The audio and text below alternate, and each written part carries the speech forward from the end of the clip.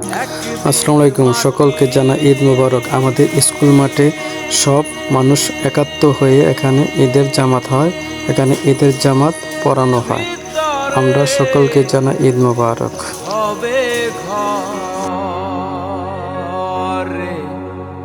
মনা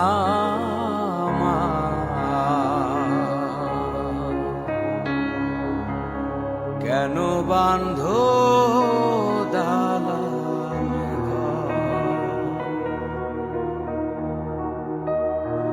একদিন মাটির ভিতরে হবে ঘর রে মোনামা কেন বান্ধ দালান ঘর রে মোনামার কেন বান্ধ